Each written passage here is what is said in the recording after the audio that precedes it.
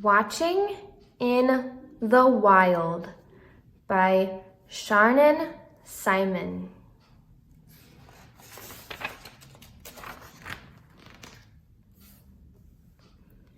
Jane Goodall knows how to watch. For more than 40 years, she has watched a group of chimpanzees in Gombe National Park in Africa. What she has seen has changed the way scientists think about animals and people. Travels to Africa. Jane was 26 years old when she first went to Gombe. It was 1960 and no one had ever studied chimpanzees in the wild. Jane's plan was simple. She would travel to Africa and find some chimpanzees. Then she would sit quietly and watch them go about their lives. What did Jane Goodall do for more than 40 years? She watched a group of chimpanzees in Gombe National Park in Africa. What was Jane's plan? Her plan was to travel to Africa and find some chimpanzees to watch. Watching and learning. When she arrived at Gombe, Jane could hear chimpanzees calling to each other across the valleys.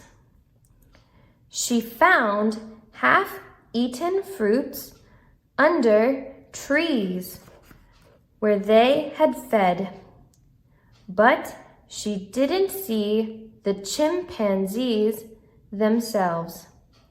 They were shy. Whenever Jane came close, they ran away. Where did she find half-eaten fruits?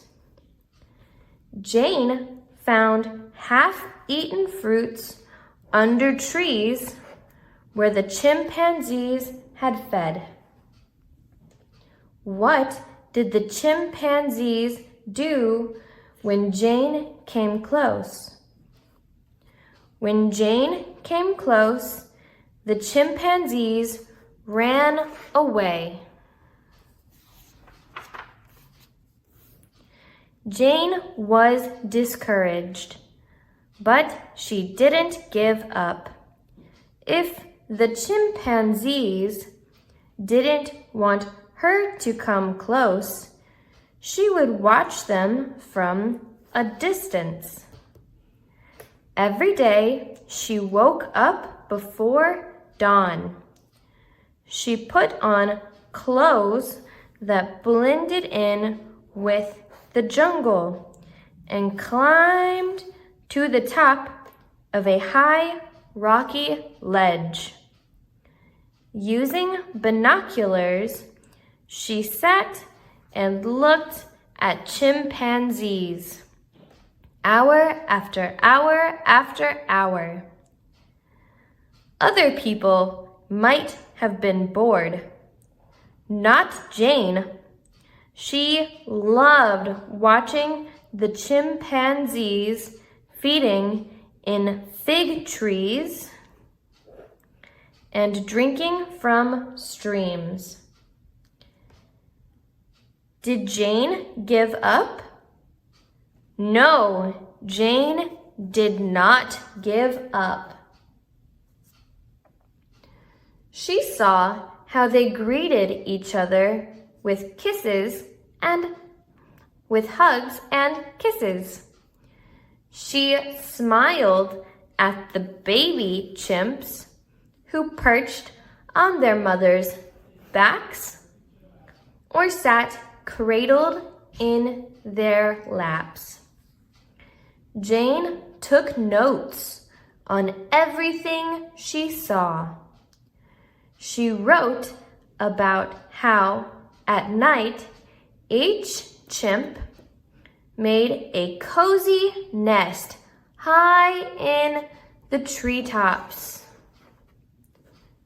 Jane watched the chimps bend branches and tuck in smaller twigs. She saw mothers curl up with their babies and then sit back to make a pillow from a handful of leaves. When the chimps left their nests in the morning, Jane climbed up to try them out for herself. How did Jane record what she saw? Jane took notes on everything she saw. How do chimps make their nests? The chimps bend branches and tuck in smaller twigs to build their nests. When did Jane climb up into the chimp nests? She climbed up in the morning when the chimps had left.